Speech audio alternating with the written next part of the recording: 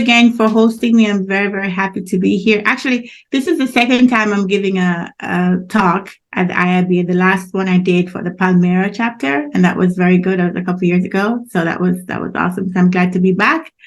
And I want to talk to you guys today about just a case study of a project that I recently worked on that had a lot of complexities. And I thought it would be great as an example to walk through, so that you guys can see what, some of the other challenges that other BAs are facing and how they overcome them.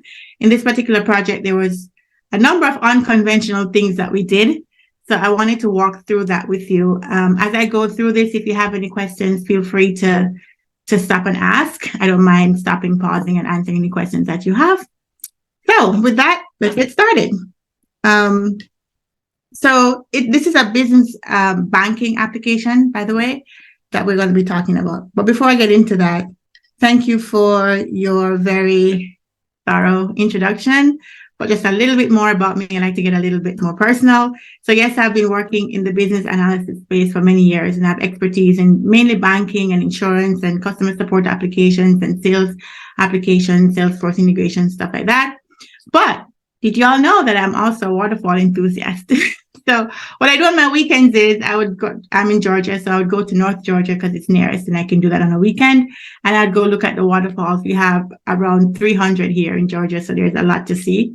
And whenever I travel, I like to go to the national park so I can look at waterfalls also. So I'm really a waterfall enthusiast. And also, I am on a personal hunt for the best creme brulee cheesecake in America. I had one from a French restaurant here in Atlanta, and I was stuck on it from then. So every time I travel, I try to find a place where I can get creme brulee cheesecake. So if I come to Canada, that will be one of my quests as well. So yeah, you can also find me on various social media platforms. Obviously, some of you may have seen me on my YouTube channel. So it's called Karaleise Business Analyst Training. You can get some business analyst topics that I discuss there. I also have a Facebook page, just put at Karaleise, and a LinkedIn, Karaleise BA Training. And I have a podcast, which I'm trying to grow now, which is called Real World Business Analysis Podcast with Karaleise. And there I walk through case studies and examples and things that I've worked on that would be interesting to you guys as business analysts. So, all right. So project details. So on this project, we're working with a financial institution. It's a large credit union here in the US. And they have quite a large customer base, right? So for this application, we were only targeting small business owners. So we're trying to build a lending application that will only give loans to small business. So not retail, just business, and only small business.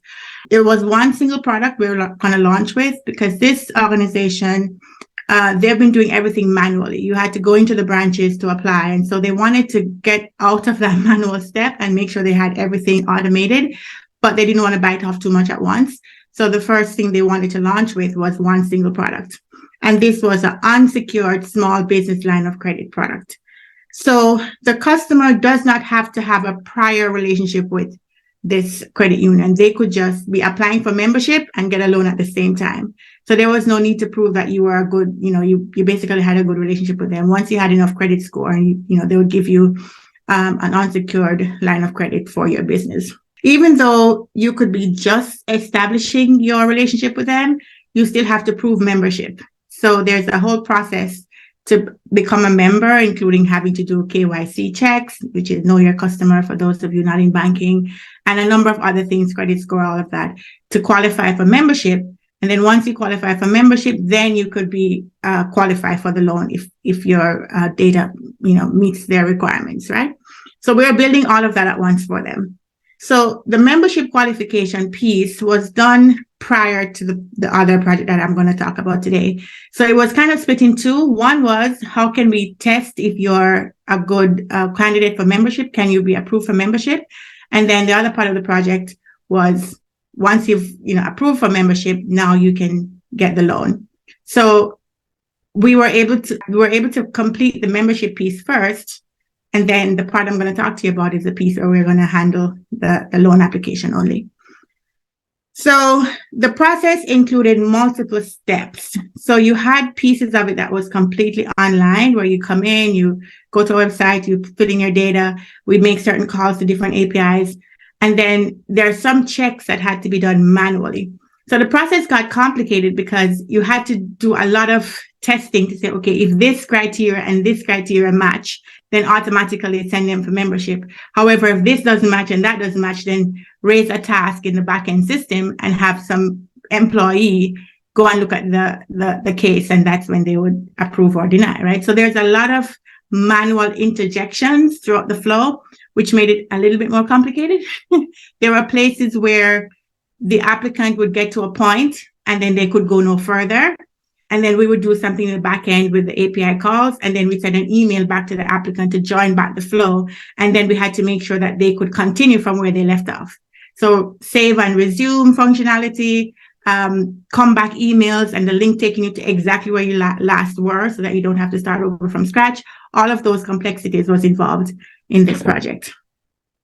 So there's two big pieces of it was the membership booking and the loan booking. And both pieces had manual and automated steps as well. So there was a number of architectural complexity, which as business analysts, we don't really have to worry about because normally it would have an architect on the project to handle this. In our case, we had several architects, but as the BA, you have to know the overall. You have to understand what the architecture is doing so that you can represent what the business wants to the architects. And you can also be the middle person between the architects and the product owners, right? In our case, the product owners were the people at the credit union that fully understood the credit union's process and how they approve loans and all of the intricacies of how they do their business. And then the architects were just on the technical side. So as a BA, you had to kind of make sure that you're pleasing both of them, right? So you don't build something in the architecture that will go against what the product owner's requirements were for the business. So it got very complicated. But as a BA, you had to be bridging both gaps, as you guys are familiar. So there were 7 different platforms that we had to integrate in order for this to work. We had to integrate their core banking system. We had to integrate their presentation layer, which is where we would show the applicant the actual forms. We had to integrate to another API system that would do the checks. So we had Know Your Customer KYC checks and Know Your Business. So you had to qualify and make sure that your business is registered with the state and all of these things. And that was being done by API that would go to the Department of Revenue, for example, and get all the details to confirm that this business is actually legit. So we had a Know Your Customer, Know Your Business, the core banking system. We had the presentation layer. We had Twilio for all of the text messages that would send out and the emails that would send out to the applicant. We had a decisioning system. So we had a separate decisioning API that would just take the inputs that we collected from the applicant from the presentation layer and do all of their calculations and all the different stuff they do to decide if they want to give this unsecured loan or not, right? So there was a lot of API calls going back and forth, and some of it was synchronous, some of it was asynchronous. I think there's somebody in the waiting room. Yeah. So we were able to integrate all of those pieces together. There was also, as I said before, lots of stops in the flow, right? Lots of places where you had to come out, wait for something to finish, like wait for a manual review task to be completed and then come back. And on top of that, for this kind of application, we had the concept of a primary applicant, who is the person who is the primary person going through the flow. So think of a business where you have a chief financial officer, for example, and they want to apply for a loan for their small business. And they have the rights to do that. But there are other people who own the business. So you have to consider co-applicants. So the owners have to know about this loan. There might be guarantors that are needed for this loan. We have a concept of an authorized signer, beneficial owner. So these are all different additional roles that would also have to go through the flow. So the primary owner would see certain screens, and then at some point we would advise the additional owners and they would get a link.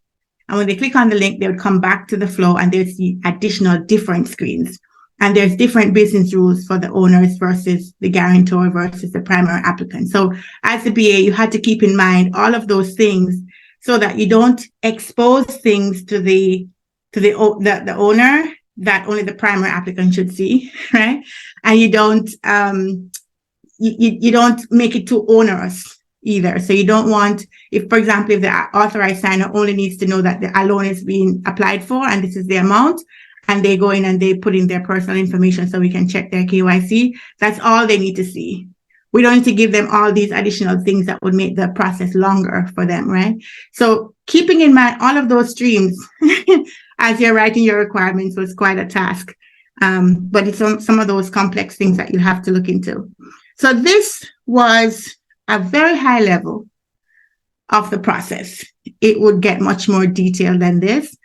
But this is something I did in Miro just to kind of give an idea of how we were flowing through this flow. I won't go through all of it, but I'll just kind of walk you through the main flow. But in this project, you had to have a lot of different types of documentation because it's difficult to talk about because there's so many intricate rules and both the business rules, both what the APIs can do. Like it's hard to keep all of that in your head. And if you even wrote user stories, they're disjointed, right? They're across different epics and across different features. It's hard to pull it together.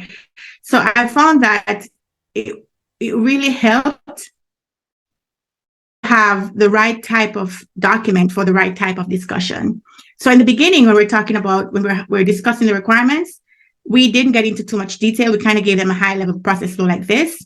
And we did a workshop our workshop was very large. It was around 50 people, right? Because from all the different business streams to sit and walk through the flow, walk through the process to make sure that anybody who had any concerns about how we were going to build this thing could be able to voice their concerns and we could take away and get deeper into that concern, right? So it was a challenge to also manage the amount of people that were in this project. A stand-up would have on a regular day, 60 people. Normal, right? So stand-ups are huge. We still try to keep it within the 15 minutes. So we only talked about what was really, really urgent, and they would have the 15-minute parking lot. But it's just a lot of people to manage. And if you're not careful, sometimes we get into scuffles, right? Where somebody says, no, this team needs this data. Another team says, no, but we need to do something else. And they both kind of were conflicting each other. So you had to kind of manage the people as well as manage the process and make sure you're moving forward with the requirements. And I'll talk more about how that happened in a minute. I'm going to jump to my Miro for this to walk through at a high level, as high as I can go, what this process looked like. Karaleise, while you're setting up for that, we did have one question come in from, and forgive me if I pronounce your name incorrectly, Menya, about at some point, can you let us know about what types of documentations did you have, if you don't mind? Yeah, I do have some slide on those, but I can give you a quick answer before I get into those. So we obviously had user stories. We had change management logs. We had multiple Excel sheets because sometimes the Excel sheet was just the easiest way to put things together. We had a log of our API. So we had an API catalog to say what APIs is calling where. We had these process flows. We had a more in-depth process flow like this one in Figma that would itemize exactly the fields down to the field level. So those were some of the types of documents that we had created. We didn't have a BRD, for example, because it's supposed to be an agile project, but it's really agile because there's so much document and there's change control. It's a mix, right? But we didn't have like a BRD. At the beginning of the project, we had like more project management documents, like project charter, kickoff documentation. I also created a lot of walkthroughs because I had to walk through with the product owners what the process is going to be. And I had to tailor my presentation for that audience. But I also had to walk through when the development team came on board. They had to understand in lots of detail. So I had to give another walkthrough that was much more detailed for the developers to understand what we're building. So those are some of the types of documents that we created.